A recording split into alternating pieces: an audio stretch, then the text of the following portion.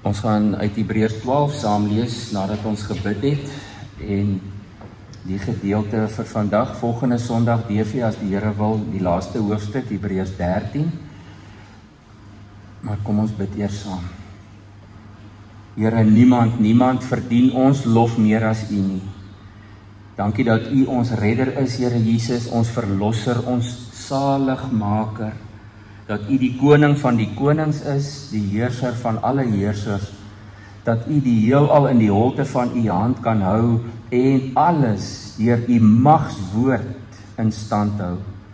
Maar dat U nie so groot en ver is dat ons ver van U af hoef te wees of te voel nie. U is hier by ons, U is hier in ons, Immanuel met ons. Maar ook deur U Heilige Gees in ons binneste, daar waar ons alleen is, daar waar ons gedagtes is, daar waar ons wil en ons emosies ook gevestig is. O Heilige Gees, dankie dat U ons van binne af vernuwe op 'n bonatuurlike, geestelike manier wat ons nie kan verstaan of verklaar nie. Help ons dan net om oor te gee, om mee te gee, om saam te werk, om saam te loop in die voetspore van ons Meester. Dankie dat U ons ook altyd herinner aan die woorde van ons Here Jesus. Ons vertrou U doen dit elke dag en so ook vandag. Amen.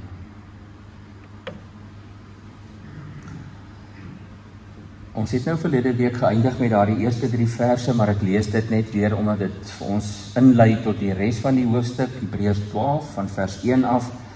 Daarom, terwyl ons ook so 'n groot skare of 'n wolk getuies rondom ons het, laat ons van elke las ontslae raak van die sonde wat ons so maklik omring, en laat ons die wedloop wat vir ons voorlê met volharding hardloop.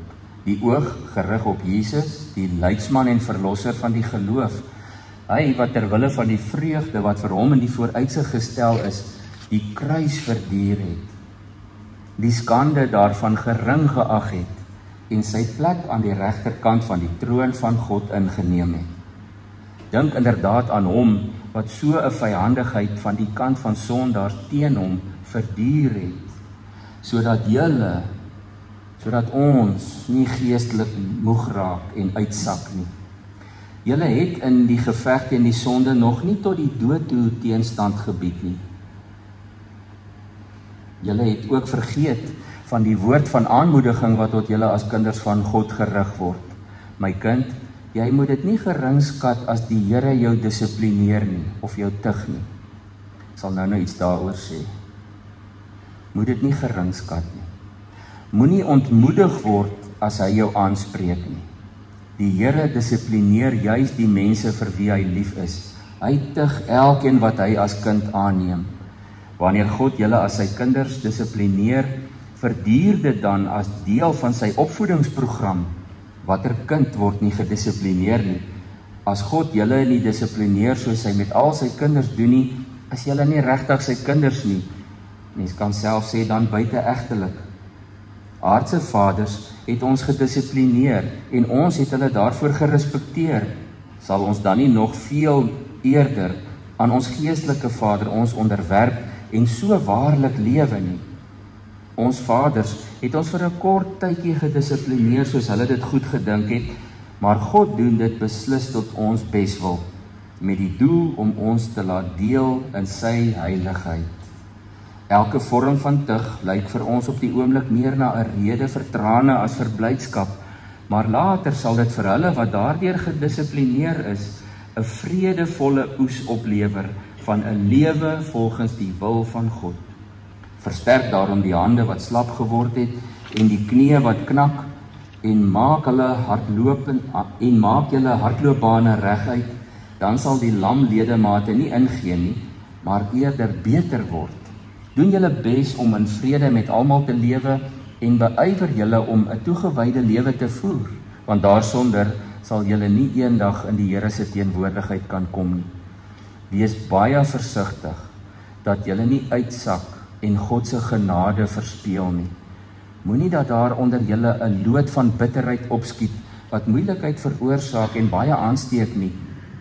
Sorg dat niemand onder julle seksueel sondig of goddeloos optree, soos Esau, wat sy eersgeboorte reg vir 'n skamele ete verkwansel het nie.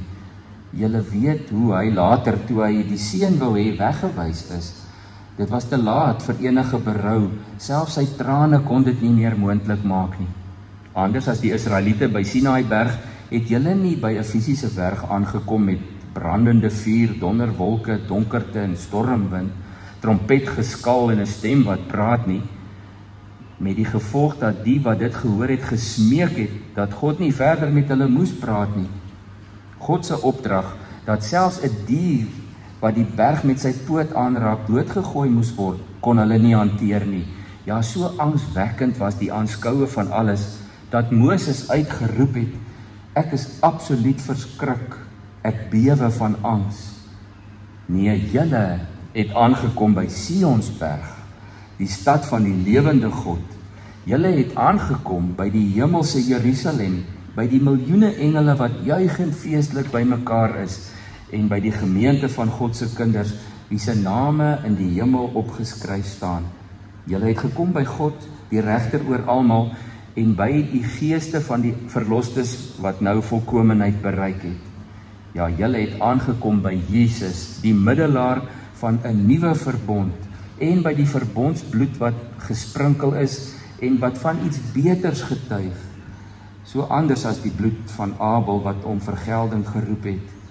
Pas op, dat julle hom wat met julle praat nie ignoreer nie. As die Israeliete nie ongestraf kon wegkom het, toe hulle hom, wat sy stem op aarde laat hoor het, afgewys het nie, hoeveel te meer sal ons kan wegkom, as ons die stem uit die hemel afwys. Destyds het God se stem van Sinaïberg af die aarde geskit, maar nou kondig hy aan, nog een keer sal ek net die aarde laat bewe nie, maar ook die hemel. En die nog een keer wys daarop, dat die geskape dinge wat reeds aan die wankel is, plek sal maak vir die onwankelbare ewige dinge.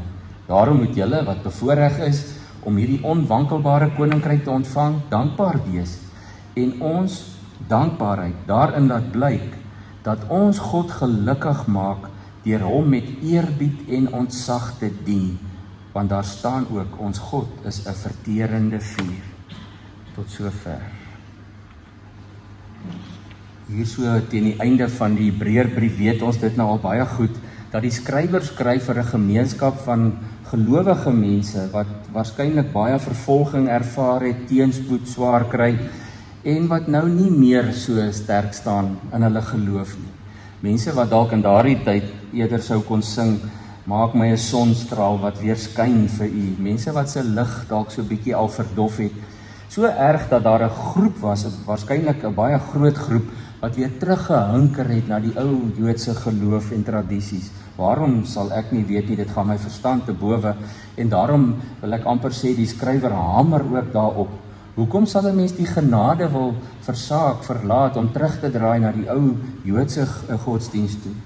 En daarom het ons nou in vers 11 ook, hy bou so op na hierdie hoogtepunt toe. In hoofstuk 11 het ons gehoor van daardie skare geloofshelde. As jy nou gaan tel, as daar 17 vermeldings van mense en groepe mense wat wel geloof behou het, wat wel in God bly vertrou het.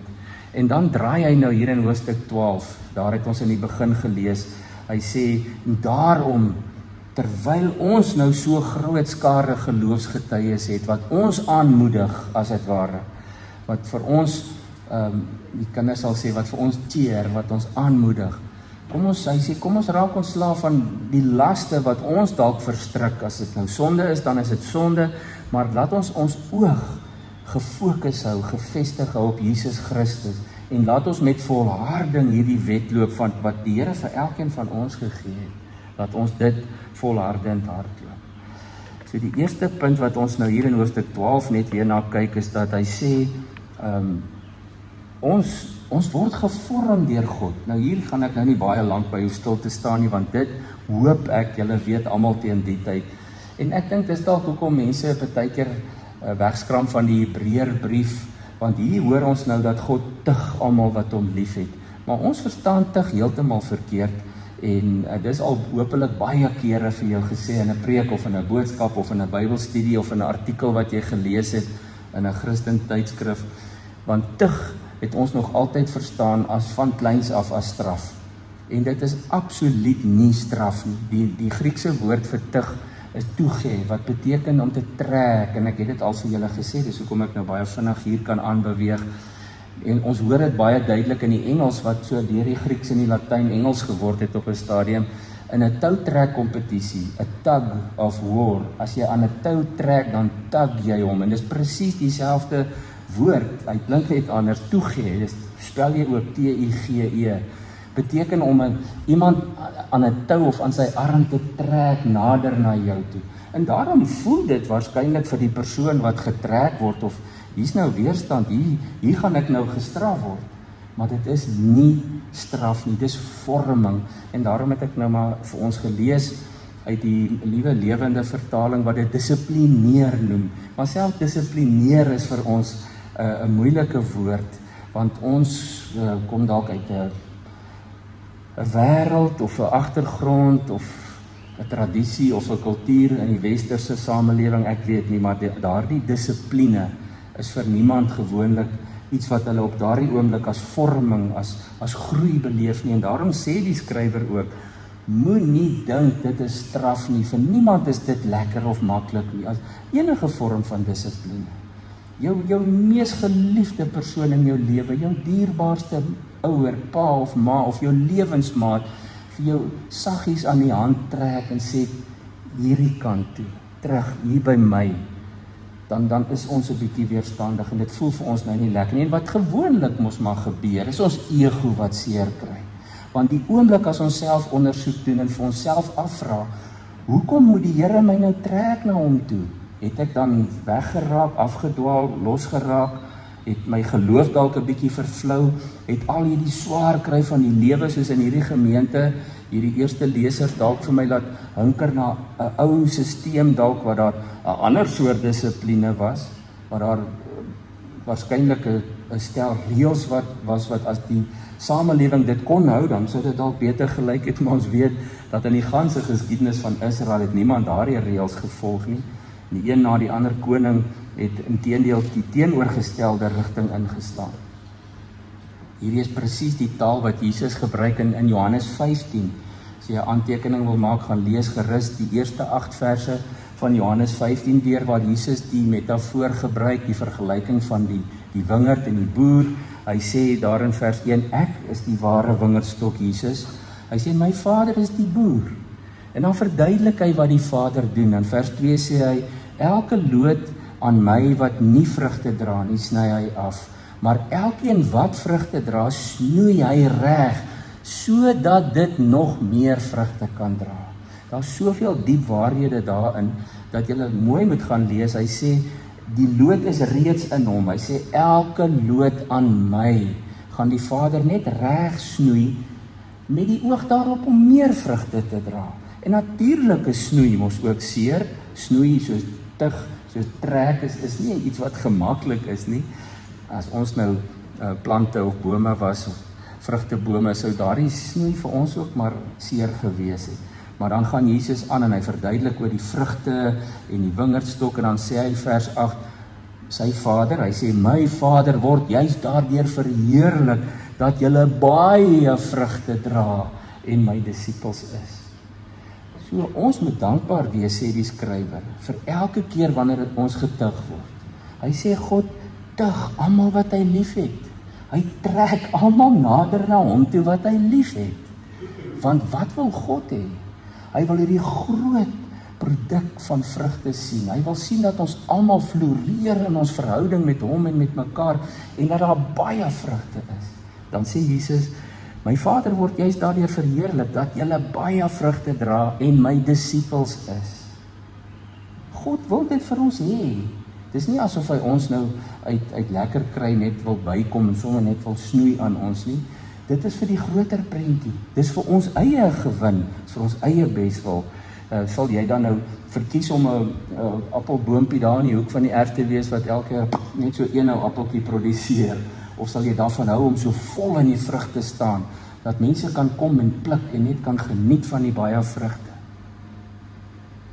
In die boodskap staan dit so, daar staan in vers 11 hier van Hebreërs 12, dat God ons nader trek, en dat as ons dit as seer ervaar, moet ons dit eerder net sien as snoei en as vorming en as dissipline, want hy sê dit bring 'n vredevolle vrug van geregtigheid.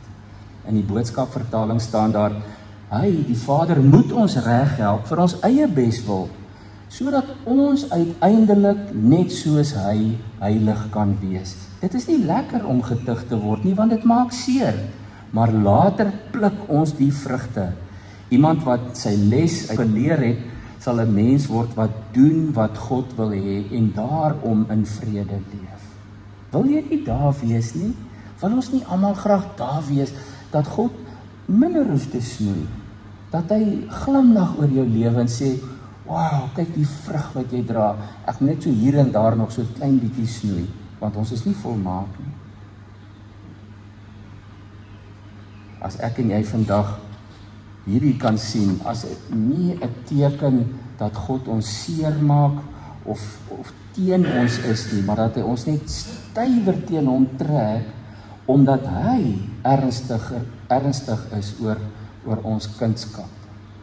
Hy wil nie dit ooit sien dat iemand van hom af verder verwyderd raak. God is baie ernstig oor jou kindskap. Nou is die vraag net, is jy ernstig oor jou kindskap? Is dit waaroor jou lewe gaan, die feit dat jy 'n kind van God is?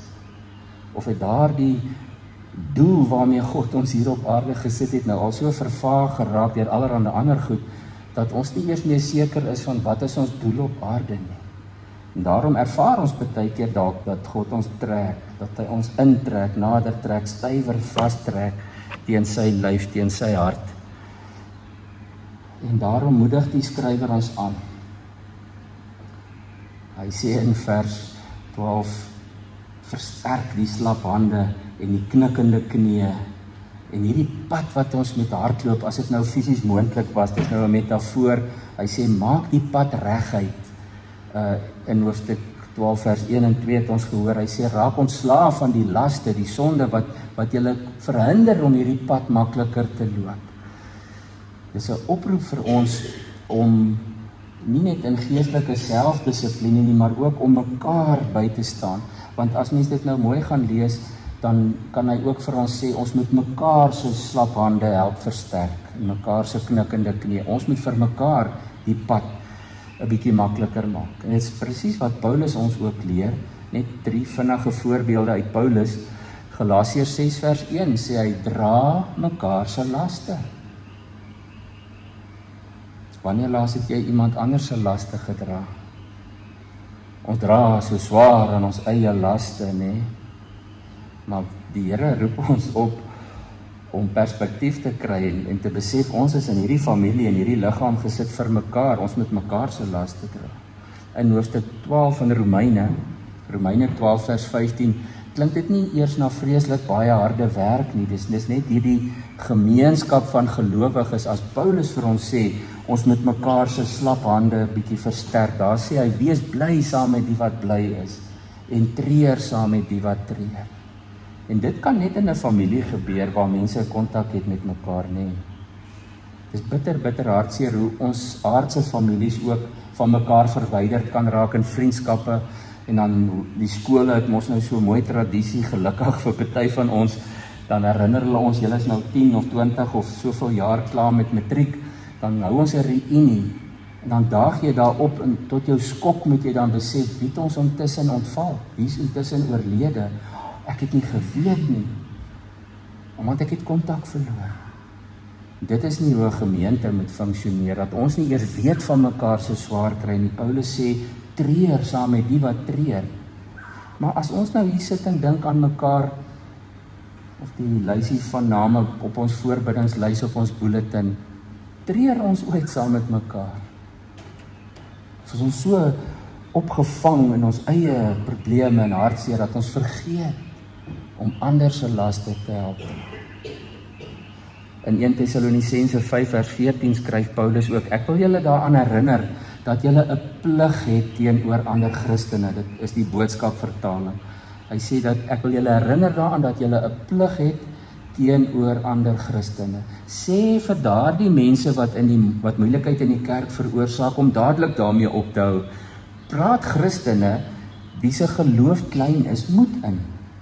Wanneer laas het jy iemand wat jy dalk beleef 'n klein geloof het of bietjie sukkel, moed ingepraat? Op 'n mooi Christelike manier. Hy sê ondersteun die gelowiges wat nog nie mooi verstaan waaroor ons geloof gaan nie. Wees geduldig met almal met wie jy te doen kry. In hierdie familie van God, ook hier plaaslik, moet ons baie geduldig met mekaar wees, sê Paulus. Nou die skrywer van Hebreërs waarsku teen om in sonde te verval. Hy verwys daar ook na seksuele sondes en dan noem hy Esau as 'n voorbeeld. Hy sê Esau het in 'n oomblik van lus vir iets lekker, het hy sommer sy eersgeboorte reg verkoop. Hy sê ons moet nie soos Esau so maklik val nie. Ons word geroep om op God se koers te bly. En daarom het ons mekaar nodig. En daarom het ons nie voel dat God vir ons kwaad is as hy ons trek na hom toe nie. Ons moet dit sien as liefde. Nou vandag konfronteer hierdie Hebreërskrywer ons ook met hierdie hele gedagte van nabyheid, van familie wees. Vir baie Christene is hulle medegelowiges in hulle eie gemeente, maar soos Facebook vriende of kennisse, nee, sal so af en toe dalk hoor as daar iets met hulle gebeur, en as die bulletin of Facebook jou nie herinner dat iemand verjaar nie, dan weet jy ook nie eers daarvan nie. Dit is nie hoe 'n gemeenskap van gelowiges funksioneer nie. Dit is wat die Hebreërskrywer vir ons wil sê. God versterk ons en ons is by mekaar ingevoeg om mekaar ook te versterk. En daarom sê hy hierdie hele gedeelte gaan daaroor dat ons God moet dien uit dankbaarheid. Al word ons nader getrek partykeer, ek dink dit is nodig dat God ons styf teen, ek is so dankbaar dat God ons styf teen hom wil vastrek en vashou. En dan vergelyk die skrywer dit met die ou verbond, waar hy sê die mense het by die Sinaï berg gekom, dit was vreesgedrewe, Moses het gesê ek bewe van angs, die diere mag nie eers aan die berg geraak het nie, daar is brandende vuur en donderslae en weerlig, dis hierdie angswekkende beeld. Dan sê hy nee, Jesus het gekom om die Vader se hart vir ons te kom wys. God kom nie met vuur en donderweer en angs na jou toe nie. Dit is nie naaste by sy liefde vir ons nie. Dit is nou natuurlik ook nie tug nie, maar mense wat getug word, wat getrek word, kan dalk sê, God is nou baie kwaad. Hy sê nee, julle het by die hemelse stad gearriveer. Ons het reeds daar gekom, sê hy. Want onthou die Hebreërskrywer is die een wat vir ons sê, van dat hy dit skryf al leef ons in die laaste dae. En die laaste dae het te doen met God se nuwe wêreld en die nuwe Jerusalem. Hy sê ons het by Sion gekom. Ons is nie meer by Sinaï nie, ons is nou by Sion. Hier waar God in liefde regeer en ons trek na hom toe sonder dat ons angs en vrees hoef te ervaar. Daarom sê hy in die laaste paar verse, ons het 'n onwankelbare koninkryk ontvang. Laat ons dankbaar wees en God dien met eerbied en ontzag soos hy dit wil. Selfs in die ou verbond het die Israeliete nie verstaan hoe God se hart werk nie. God se hart was met hulle al 'n liefdevolle hart. Net een vers waaraan ek julle wil herinner, en is Hosea 11 vers 8. Hosea 11 vers 8, waar die Here sê, ek het al soveel keer geleenthede gehad om hierdie volk net van die aarde af te vee. Hy sê, maar ek wou dit doen. Hy is baie eerlik daarso, nee. Hy sê, maar ek kon nie. Ek kon dit nie oor my hart kry nie, want my liefde brand te sterk. God se liefde brand baie sterker as die vure van die ou verbond op die berge en die bosse wat brand en wat vir mense angs veroorsaak. Hierdie is liefdesvuur. Daarom kan die skrywer sê, ons moet God uit dankbaarheid dien. Ons is 'n geredde volk. Ons leef nie ligsinnig nie, ons leef in erns, ons moedig mekaar aan, maar ons dien God uit dankbaarheid. En die rede, hoekom? Nie om ons te laat skuldig voel of enigiets nie, maar om ons te laat terugdink aan hoe het ons in hierdie familie ingekom? Deur Jesus Christus, wat jou gekoop het, deur sy eie lewe as 'n offer te gee. Ons hoëpriester, die hele brief praat hy mos deurgangs daarvan, het die finale volmaakte offer gebring om jou te koop, om 'n broer en 'n suster in hierdie familie te word. En daarom moet my lewe gedryf wees deur dankbaarheidsdiens aan God en aan sy familie. Daar's baie ou legendes en tradisies hieroor, wat eintlik vir my 'n sterk Bybelse inslag het, nê? Hoe dat iemand, wanneer hulle deur 'n ander persoon gered of gespaar word, dan behoort jou lewe aan daardie persoon. Dis ook 'n ou bekende verhaal wat jy al baie gehoor het. Maar kom ek herinner jy net, in die Romeinse reg selfs, is daar 'n kode wat genoem word obligatio. Jy het 'n verpligting. Nou as Christen is dit nou nie 'n straf of 'n boete nie, maar as iemand jou gered het of jou lewe gespaar het, het jy in die ou Romeinse reg al 'n verpligting gehad om daardie persoon uit dankbaarheid iets terug te doen, selfs jou lewe te gee vir so 'n persoon.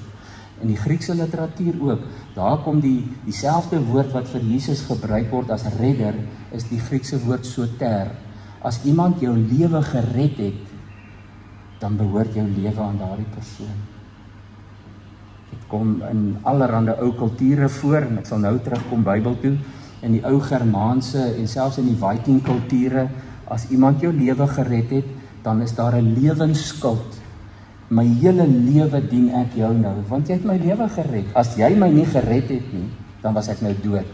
So ek het 'n tweede kans gekry, maar my tweede kans sal ek uit dankbaarheid vir jou gee, om vir jou te leef. Selfs in die Verre Ooste, in die Chinese kultuur, in die ou tradisies, is daar daardie konsep van en-ren, of die genade van 'n reddingspersoon. As iemand jou lewe red, het jy 'n morele verpligting om daardie persoon vir die res van jou lewe ten minste te eer of te dien, en in baie ou kulture het jou lewe aan hom behoort, en die persoon het letterlik dan daardie een se dienskneg of se medeloper geword.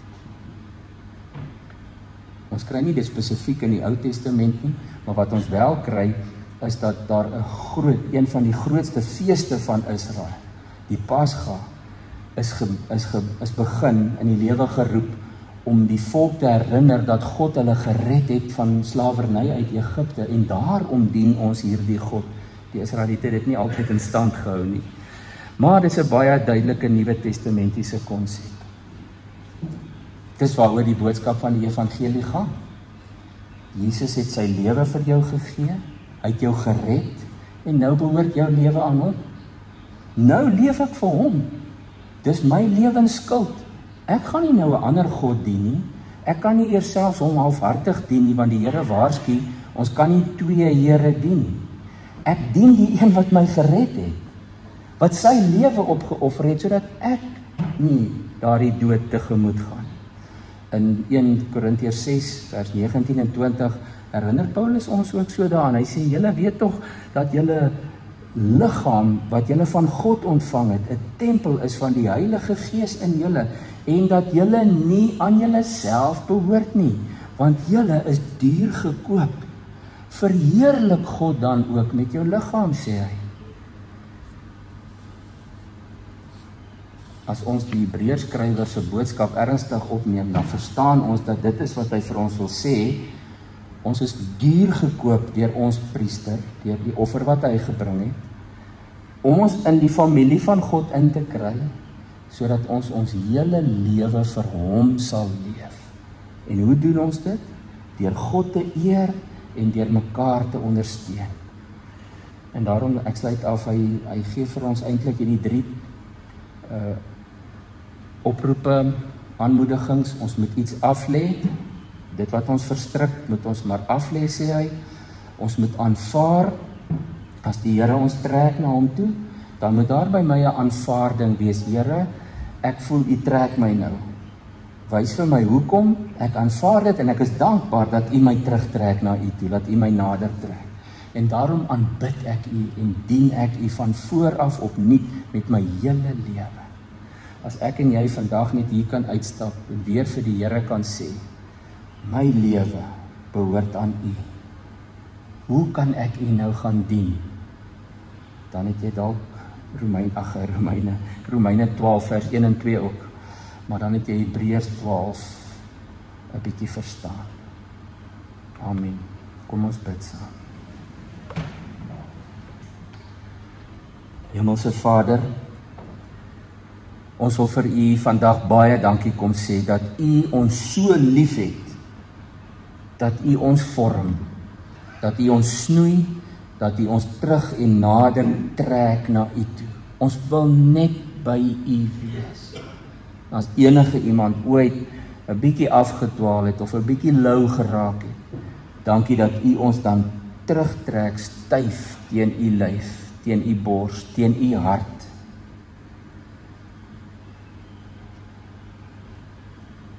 En daarom wil elkeen van ons opnuut vir U kom sê, ons lewe behoort aan U. Here Jesus, U het ons gered, U het my gered van die dood, vir my 'n tweede kans gegee, en daarom behoort my hele lewe aan U.